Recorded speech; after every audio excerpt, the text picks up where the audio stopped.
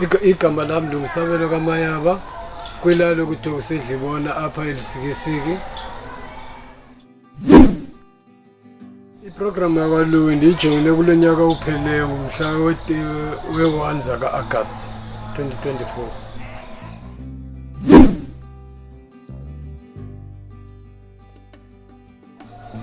Ngaphambi kokuba ndijoyine le programu kaLuwi Agri bendingumuntu ozihleleleyo ezilimela nje igadi yakhe ekhayeni sengineminyaka emithathu ndingenzi nto.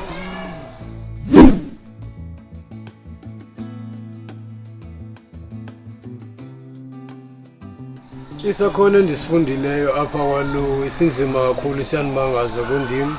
Ukutyala mhlekazi, ndiyatyala amazambane, ikhaphetshu, umbona, kodwa iyona nto ebendisabalasele ngayo kukutyala ikhaphetshu.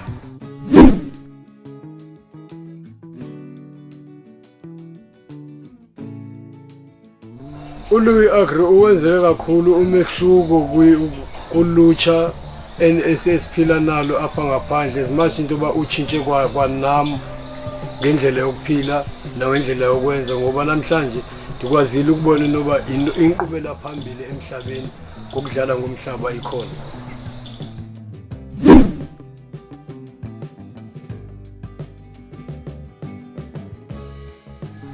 Kwiprogramu kaLuwi ndiyakholwa kakhulu kuyo and ndisendabasemandleni ngayo le programu kuyo yonke into endiyifumene apha.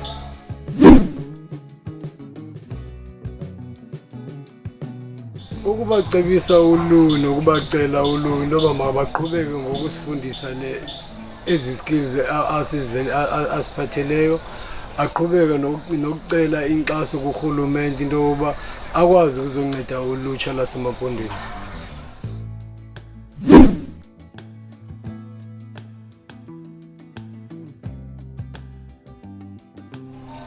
Ii-toolkit esizifumeneyo zilincedile kakhulu ubomi bam, ngoba namhlanje ndinayo ikiriva, ndinayo irake, ndinayo ile nozi watering can, ndinayo i-hose pipe nezinye ke endingathanga ndizibale ebekunzima into yoba ndizifumane kuba ndizithenge.